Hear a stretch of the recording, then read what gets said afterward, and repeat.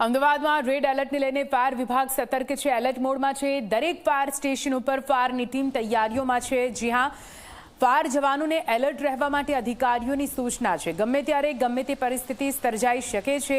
બિનજરૂરી ઘરની બહાર ન નીકળવા માટે લોકોને સતત અપીલ કરવામાં આવી રહી છે। આપને જણાવી દઈએ, આજ સાંજથી પરિસ્થિતિ વણસે તેવી પરિસ્થિતિ રેડ એલર્ટ અમદાવાદમાં પણ આપવામાં આવ્યું છે અને તેને લઈને ફાયર સ્ટેશન પર ફાયરની ટીમ પણ તૈયારીઓમાં જોડાઈ છે। તો બિનજરૂરી ઘરની બહાર ન નીકળવા માટે લોકોને કરવામાં આવી છે અપીલ। ફાયરના જવાનોને એલર્ટ રહેવા માટે અધિકારીઓની સૂચના છે। લોકોને પણ ઘરની બહાર ન નીકળવા માટે અપીલ કરવામાં આવી છે। બિનજરૂરી ઘરની બહાર ન જવું, કેમ કે ગમે ત્યારે ભારે વરસાદ થઈ શકે છે અને ભારે વરસાદમાં જો કોઈ ફસાય તો ત્યાં તુરંત જ ફાયરના જવાનો પહોંચી શકે તે પ્રકારની તૈયારીઓ કરી દેવામાં આવી છે। વધુ માહિતી સાથે સંવાદદાતા અર્પણ જોડાઈ ગયા છે। લાઈવ સીધા અર્પણ પાસે જઈશું।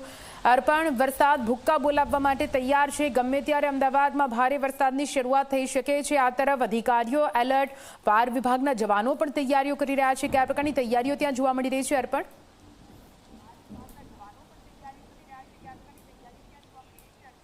બિલકુલ નિધિ, જે પ્રમાણેનું રેડ એલર્ટ છે, ખાસ કરીને આજે બપોર બાદથી આવતીકાલનો દિવસ પણ અમદાવાદ શહેર માટે ખૂબ જ મહત્વનો છે અને તેની અસર, એલર્ટની અસર દક્ષિણ ગુજરાતમાં તો શરૂ થઈ ગઈ છે। અમદાવાદ શહેરમાં જે પ્રમાણેની આગાહી છે, વહીવટી તંત્ર કેટલું સજ્જ છે, આ તમામ જેટલા પણ આપણા પ્રશ્નો છે તેના જવાબ સીધા આપણે અમદાવાદ મ્યુનિસિપલ કમિશનર બંછાનિધિ પાની આપશે। આપણી સાથે તેઓ સીધા લાઈવ વાત કરી રહ્યા છે। સર, એલર્ટ જે પ્રમાણેનું મળ્યું છે, આપે ગઈકાલે પણ પ્રેસ કોન્ફરન્સ કરી, તમામ તૈયારીઓ છે, દક્ષિણ ગુજરાતમાં જે અસર શરૂ થઈ છે, અમદાવાદમાં ક્યાર સુધીમાં વરસાદ જે પ્રમાણેનું એલર્ટ છે તે પહોંચે તેવું લાગે છે હાલ તો? અમદાવાદ શહેરમાં આજે ડીપ ડિપ્રેશનનું જે એ છે એ લગભગ સાંજે આવી જશે।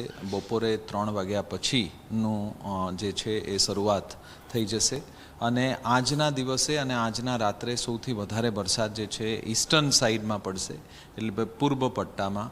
આજે સવારે મેં પોતે પૂર્વ પટ્ટાના બધા વિસ્તારોનું મુલાકાત લેવામાં આવ્યું હતું। તમામ પમ્પિંગ સ્ટેશન્સ જે છે એનું મુલાકાત લેવામાં આવેલું હતું અને તમામ જે સ્ટોર્મ વોટર પમ્પિંગ સ્ટેશન અને ડ્રેનેજ પમ્પિંગ સ્ટેશન્સ કાર્યરત રહે, એમાં જે ક્રિટિકલ જે જગ્યાઓ છે એમાં જનરેટરનું પણ વ્યવસ્થા કરવામાં આવ્યું છે। એના સાથે સાથે પૂર્વ પટ્ટામાં જે ખારીકટ કેનાલ છે, એ ખારીકટ કેનાલમાં ઉપરવાસથી જે પાણી છે એ પાણી ના આવે એ સુનિશ્ચિત કરવામાં આવ્યું છે, સો દેટ જે ખારીકટ કેનાલનું કેપેસિટી છે એ મહત્તમ આ જે વરસાદના પાણીના નિકાલ માટે થાય। એના સાથે સાથે ફાયરના ટીમ, રેસ્ક્યુ ટીમ્સ બધી જગ્યાએ જે છે એ તૈનાત છે। તમામ અધિકારીઓ કર્મચારીઓનું તો રજા જે છે એ કેન્સલ કરી દેવામાં આવ્યું છે। જે પશ્ચિમનું પટ્ટા છે અને પૂર્વનું પટ્ટા, એટલે આવતીકાલે પણ એ કન્ટિન્યુ રહેશે। એટલે પૂર્વમાં એવું બનશે કે આ સતત 48 કલાકથી વધારે વરસાદ ત્યાં રહેશે, એટલે એના માટે તમામ જે લો લાઇંગ વિસ્તાર છે એ લો લાઇંગ વિસ્તારથી લોકોના શિફ્ટિંગ માટે પણ કાર્યવાહી તેજ બનાવવામાં આવ્યું છે અને એમાં 2 જગ્યાએ સ્થળાંતર પણ કરવામાં આવ્યું છે।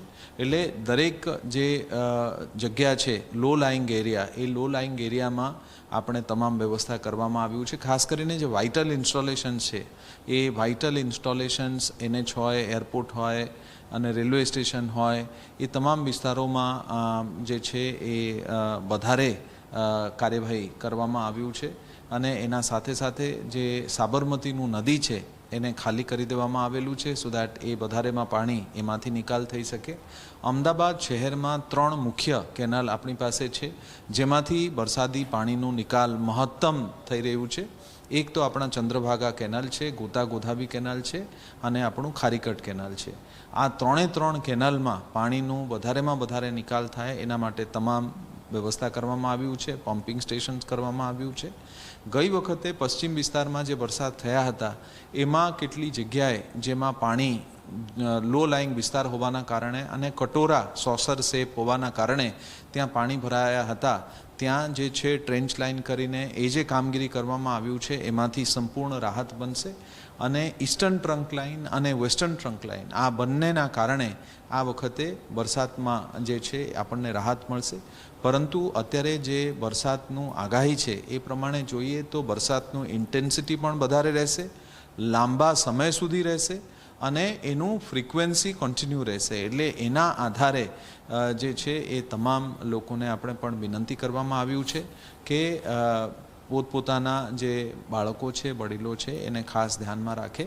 પોતાના વ્હીકલ જે છે લો લાઇંગ એરિયાઝમાં ના રાખે, બેસમેન્ટમાં ના રાખે, અને દરેક વ્યક્તિ જે છે એ પોતપોતાના કોઈ પણ બાબત હોય, કોઈ પણ પ્રશ્ન હોય, એ ઇમિડિયેટલી કોર્પોરેશનના તમામ કંટ્રોલ રૂમ જે છે એ 24 કલાક કાર્યરત છે અને સિનિયર ઓફિસર મૂકી દેવામાં આવેલ છે. એટલે લોકો પોતાના પ્રશ્ન જે છે ઇમિડિયેટલી જાણ કરે, સો દેટ આપણે ઇમિડિયેટલી એમાં પ્રશ્નનું નિરાકરણ કરીશું.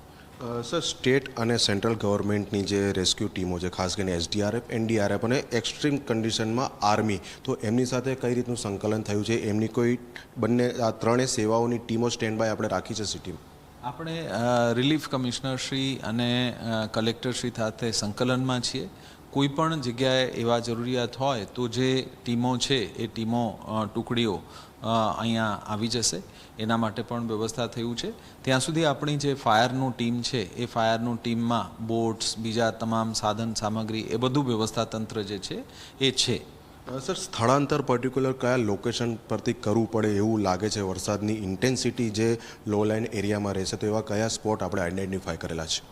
આપણા અમદાવાદમાં કેટલી જગ્યાએ લો લાઇંગ જે છે એમાં પરીક્ષિત લાલનું ચાલી છે, શંકર ભુવનનું ચાલી છે, પછી મધુમાલતી છે.